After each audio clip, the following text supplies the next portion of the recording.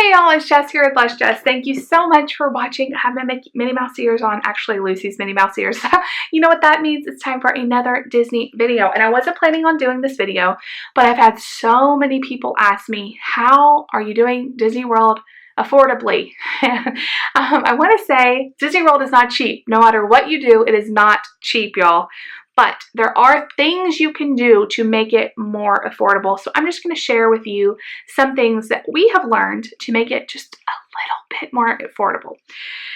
So this is just right off the top of my head, and I'm hoping I can make this as concise as possible. First of all, you don't have to go into a park every single day. Actually, with kids, it's really hard to go into a park every single day. It's exhausting.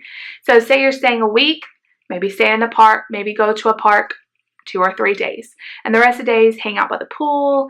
There's all kinds of stuff to do in Orlando. You can totally make the most of it. And if you do decide to go into the park every day with kids, which is not really an affordable tip here, but you don't have to stay all day. You know, give them lots of breaks. So that's my first tip. The second thing is you don't have to stay on Disney property. We aren't staying on Disney property. We are actually so blessed to be able to be staying with my in-laws, which is just a super help anyway. I love being able to stay with them because they help us so much with the kids and stuff.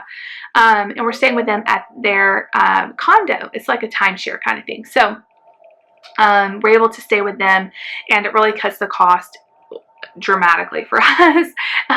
But no matter where you say, look around for the best deals. So look around for, you know, hotels off property and just compare the prices. It might be cheaper to stay in Disney World on property, but just look and see what the best thing for you is.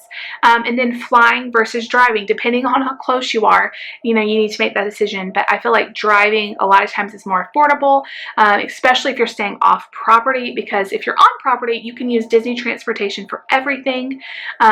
In Disney property, but you can't really go off property. You're gonna have to have a rental car or an Uber or something like that, and all of that adds up.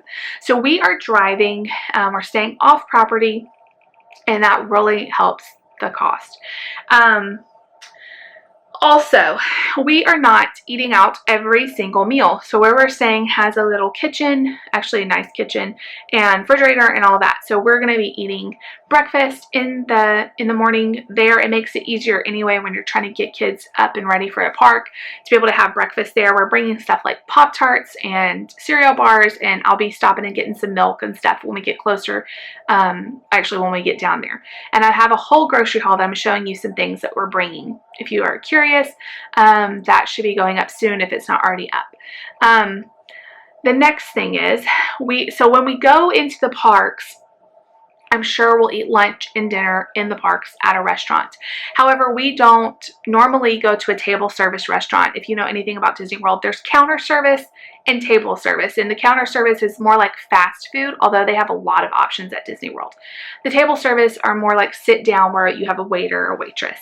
Those are way more expensive, and they're fun, and we've done a lot of those, but we didn't make reservations at pretty much any of them this time. We just thought, well, we'll just save a little money and do the kind of quicker, no reservation, because we're not sure exactly the time limit, what we're going to be doing that day. So for the table service, you pretty much have to have a reservation. For the counter service, you can go whenever you want. So that's a good way to save money. And we're bringing breakfast stuff to have.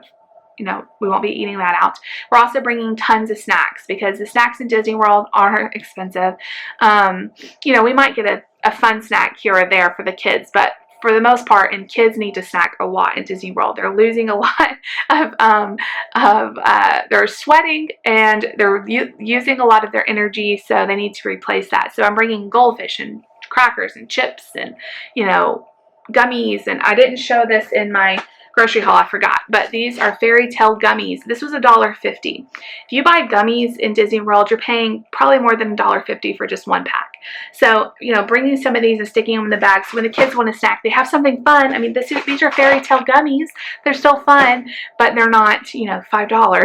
And we have a whole box of them, so they'll last the whole week. So, doing that kind of things, you're able to bring food into Disney World. They don't have a rule against that, so you can bring in whatever you want. You know, a lot of people bring in sandwiches, and they bring in, you know, things to eat for lunch. We normally don't do that. We normally just stick with snacks and then eat something for lunch, but you totally could do that.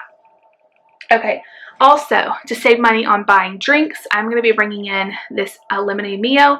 No matter where you go in Disney World, any counter service restaurant will let you have a cup of ice water for free. So I just figured we could add some of this lemonade flavoring into our drinks, and we'll have flavored water for free. Nate doesn't drink water anyway, so this will be a lifesaver keeping him hydrated.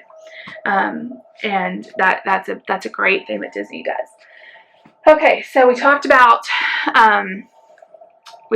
saving money food-wise, and then the days that we don't go to Disney World will be we might be eating out sometimes, but I'll have some like quick meals like macaroni and cheese, quesadillas, chicken nuggets, and stuff like that at the condo so that we can eat there some too, and that saves a lot of money. We are taking Lucy. This is kind of a splurge, but I feel like, you know, you splurge on some things and you save on some things to be able to do the splurges. We're taking Lucy, just me and Grammy and Lucy are going to go to Bippity Boppity Boutique, and if you don't know what that is, it's like the fairy godmothers from Cinderella make you into a princess. They do your hair. There's different packages. We'll probably just do a very basic one where they do her hair and her makeup. And you guys, I'll be vlogging the whole thing because I know everyone wants to see Lucy be a princess. So I asked her what princess she wanted to be, and of course she chose Belle. If you wait to buy your dress at the Bippity Boppity Boutique, it's like $60, y'all.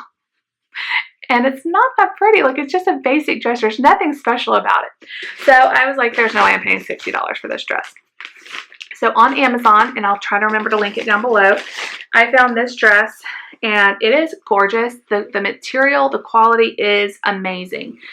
So I found this Belle Dress, and the camera's not doing it any justice. It's looking really yellow, but it's this very beautiful gold, soft. The ones I feel like at the Disney store are very itchy. Like they have that, I don't even know what it is, but it's like really itchy material.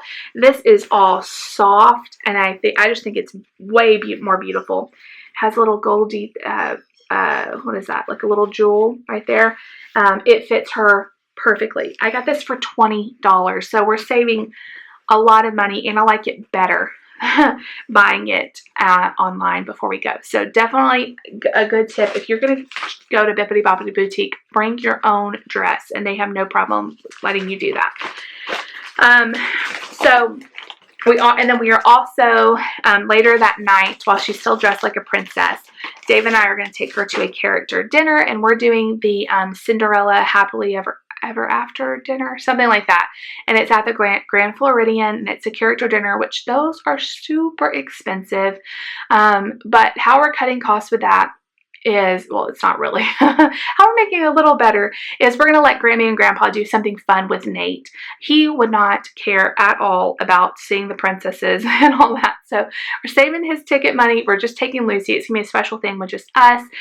Grammy and Grandpa will probably let Nate swim or do something fun, and he'll have way more fun than trying to see Cinderella, who he doesn't give a rip about anyway. So we're doing that, and then, you know, we're just doing the one meal. We're not trying to do it every single day.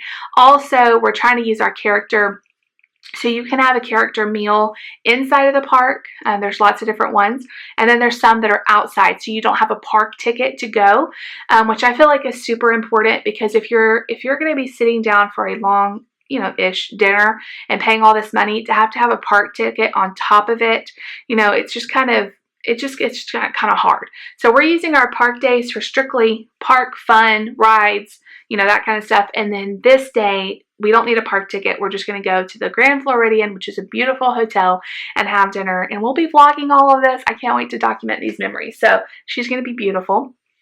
Kind of to go along with that. And actually, if you go to Walmart in around the Orlando area, you can find all kinds of souvenirs, autographed books, t-shirts. Don't buy that kind of stuff in the parks, because you're going to be paying twice as much.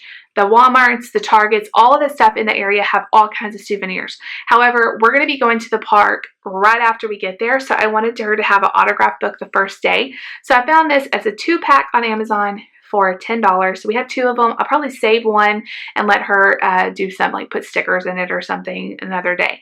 So I'm just going to take one. It has a bunch of pages, and there it has the princesses on the inside, and it's small. A lot of the autographs are real big, and I just like for her little hands and stuff.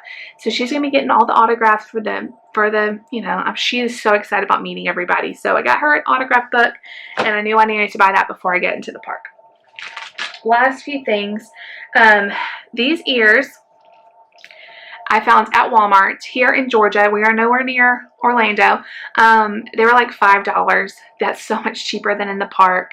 So much cheaper, and they're sparkly. They're beautiful. You know, they're perfect for her. We found them at Walmart in like the toddler baby section with like the bows and the hats and stuff. They had Minnie ears, and I think they had Mickey ears too, but Nate doesn't care anything about wearing them.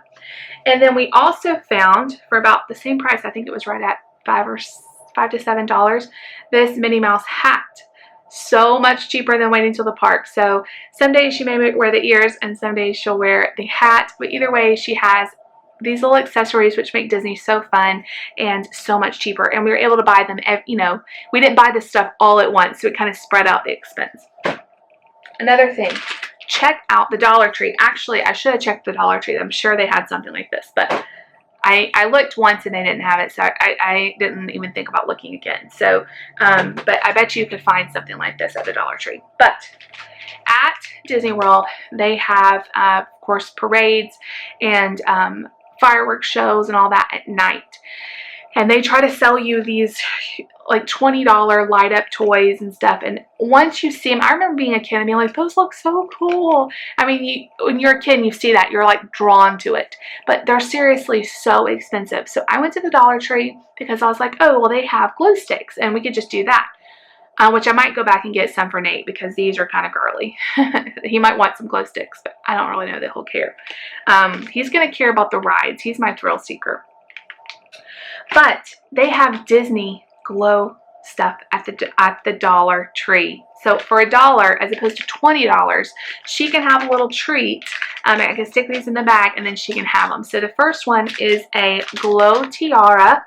So it's a glow stick that goes into a tiara. I don't even know how it works. I think it just fits on the tiara and it kind of makes it glow. So $1. This is a glow bead bracelet.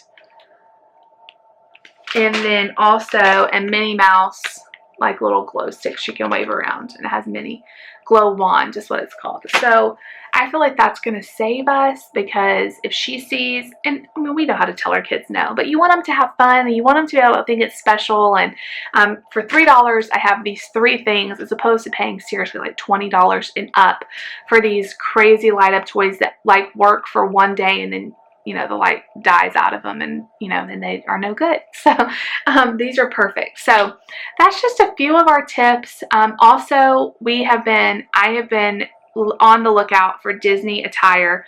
And I have a whole clothing haul that I should already have up of how I got all of our clothing. My kids have a Disney shirt every single day that we're in Disney World. They're going to be wearing a Disney shirt. I found them all on sale by watching sales and watching clearances and going to consignment shops. That's so much cheaper than just going to Disney, you know, and buying all the shirts there. Of course, that is totally optional. You do not have to do that. So that is my tips for how to make Disney World a tiny bit more affordable. Like I said, it's not ever going to be cheap, but, you know, eating and a lot of people do the dining plan. For us, that is way too much money and way too much food. So, you know, bringing our own food and still eating out some is kind of what works best for us. Splurging a little bit, like going to the Bippity Boppity Boutique, but bringing our own dress. Going to the character meal, but just doing one and doing it not in a park. All that kind of stuff really helps to make it just a little bit more affordable. So I hope these tips helped anyone else out there who is trying to do Disney World on an affordable budget. So thank you so much for watching. If you like this video, make sure you give it a big thumbs up. Leave me a comment down below. Please subscribe if you're new. I will see you guys all later. Bye. Tonight we're running on the right track.